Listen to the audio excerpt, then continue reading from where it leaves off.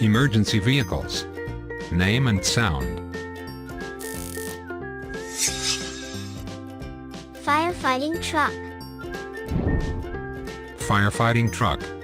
Là phương tiện chuyên dụng được trang bị thiết bị chữa cháy, nước và bọt để dập đám cháy, thường được điều động đến hiện trường cháy để thực hiện các hoạt động cứu hộ và bảo vệ tài sản.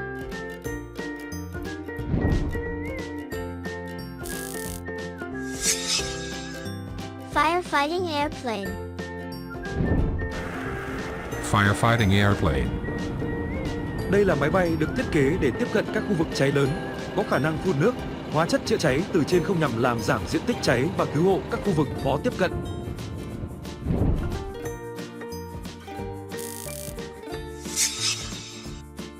Air ambulance. Air ambulance. Đây là phương tiện máy bay được trang bị y tế chuyên dụng để vận chuyển bệnh nhân nguy kịch hoặc cần chăm sóc y tế khẩn cấp, giúp tiết kiệm thời gian và nâng cao khả năng sống sót.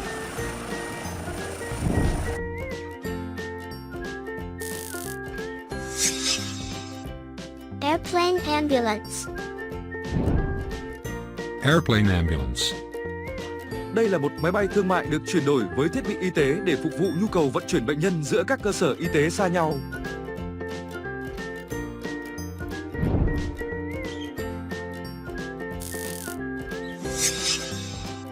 Airport rescue truck. Airport rescue truck. Đây là xe cứu hộ đặc biệt tại sân bay, được trang bị để ứng phó với các tình huống khẩn cấp liên quan đến máy bay, bao gồm cứu hỏa, cứu hộ và sơ cứu.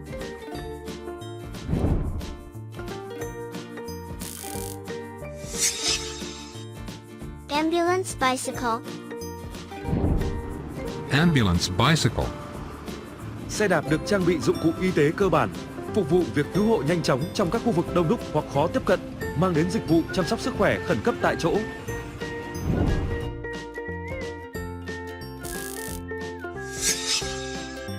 Ambulance bus. Ambulance bus. Xe buýt được cải tiến với thiết bị y tế để vận chuyển số lượng lớn bệnh nhân, thường được sử dụng trong các tình huống khẩn cấp hoặc thảm họa để cung cấp chăm sóc y tế di động cho nhiều người.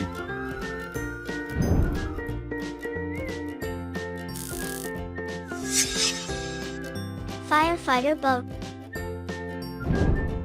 Firefighter boat.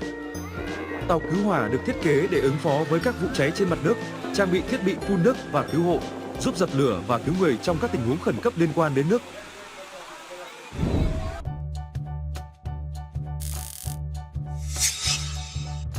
Firefighting robot.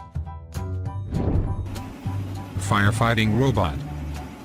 Thiết bị robot được trang bị công nghệ hiện đại có khả năng thay thế lính cứu hỏa trong việc tiếp cận đám cháy nguy hiểm, phun nước và thực hiện cứu hộ mà không đe dọa tính mạng con người.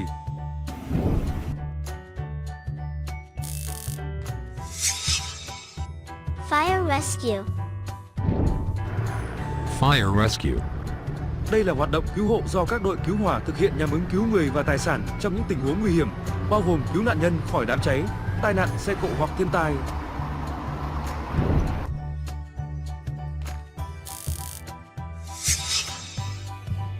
Firefighting helicopter.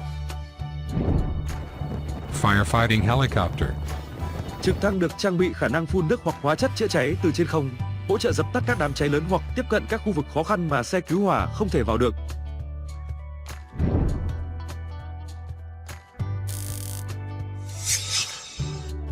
Ambulancer car. Ambulancer car. Xe cứu thương được trang bị thiết bị y tế cần thiết để vận chuyển bệnh nhân, cung cấp chăm sóc y tế khẩn cấp trong quá trình di chuyển giữa các cơ sở y tế.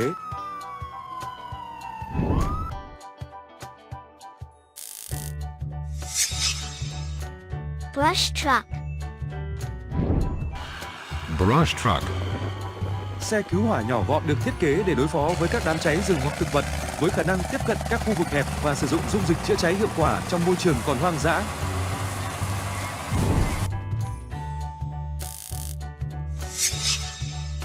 Firefighting drone. Firefighting drone. Thiết bị bay không người lái được trang bị camera và hệ thống phun nước hoặc hóa chất, được sử dụng để giám sát khu vực cháy, thu thập thông tin và hỗ trợ các hoạt động chữa cháy từ trên không.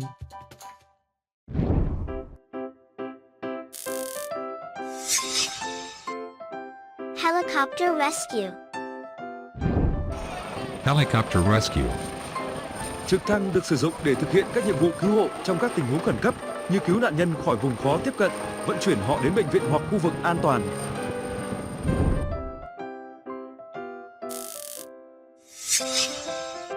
Military ambulance helicopter. Military ambulance helicopter. Đây là trực thăng cứu thương dành riêng cho các hoạt động quân sự, trang bị đầy đủ thiết bị y tế và khả năng di chuyển nhanh để vận chuyển thương binh và bệnh nhân từ chiến trường đến các cơ sở y tế.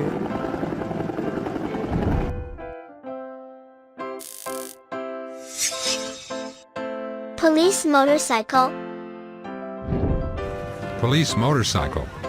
Đây là xe mô tô thuộc Sở Cảnh sát, được sử dụng để truy đuổi các đối tượng phạm tội, thực hiện tuần tra và hỗ trợ trong các hoạt động cần đến sự linh hoạt và tốc độ cao.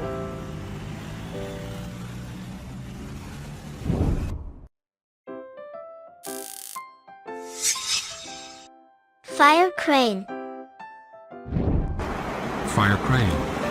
Đây là cần cầu cứu hỏa được trang bị hệ thống phun nước, có khả năng tiếp cận các tòa nhà cao tầng để dập lửa hoặc hỗ trợ trong việc cứu hộ nạn nhân từ các vị trí cao.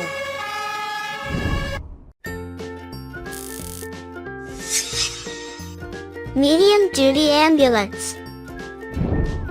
Medium duty ambulance.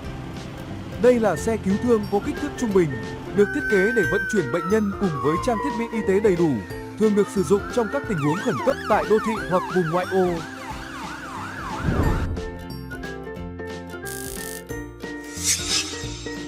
Military ambulance. Military ambulance. Đây là xe cứu thương phục vụ cho các hoạt động quân sự, được trang bị cho việc vận chuyển thương binh và bệnh nhân trong điều kiện khắc nghiệt, với tính năng bảo vệ và khả năng di chuyển trên địa hình khó khăn.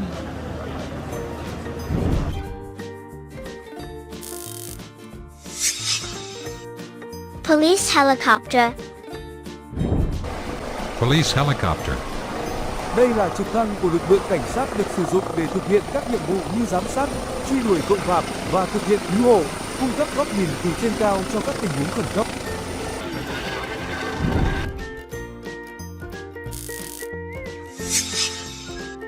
Motorcycle ambulance. Motorcycle ambulance.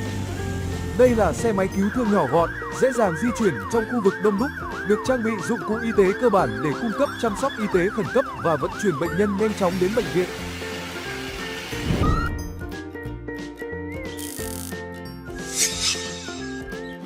Patrol car.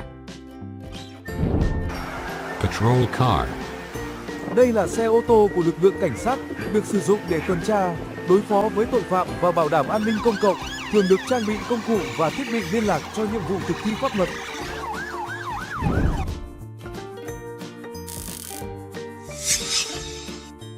Police boat. Police boat. Đây là tàu của lực lượng cảnh sát được thiết kế để tuần tra trên sông, hồ hoặc bờ biển, thực hiện các nhiệm vụ an ninh, cứu hộ và kiểm soát tội phạm trên mặt nước.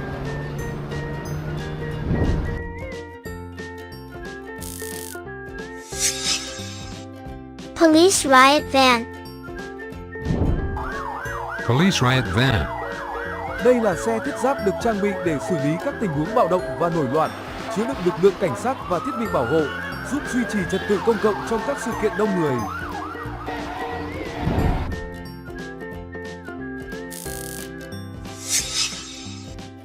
Police unmarked car. Police unmarked car. Đây là xe cảnh sát không có nhận diện dễ thấy, được sử dụng để thực hiện các cuộc điều tra bí mật, giám sát và truy đuổi tội phạm mà không làm lộ sự hiện diện của cảnh sát.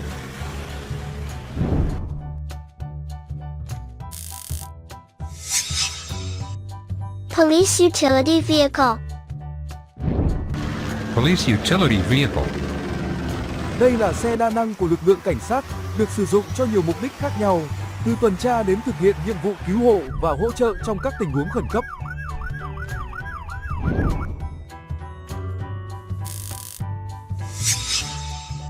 Rescue boat.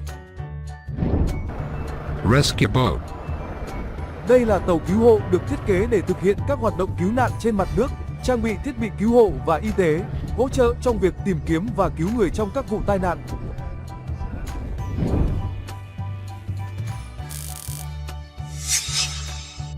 SWAT truck. SWAT truck. Đây là xe tải chuyên dụng cho đội đặc nhiệm SWAT, trang bị vũ khí và thiết bị chuyên dụng để thực hiện các nhiệm vụ chống khủng bố, giải cứu con tin và xử lý các tình huống nguy hiểm.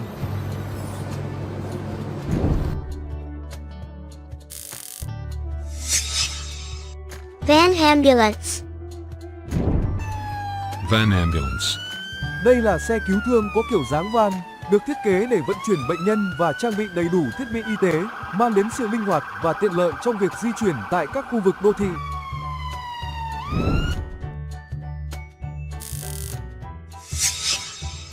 Water ambulance. Water ambulance. Đây là tàu cứu thương hoạt động trên mặt nước, phục vụ việc vận chuyển bệnh nhân từ các khu vực ven biển hay sông suối đến các cơ sở y tế, trang bị thiết bị y tế và nhân viên y tế.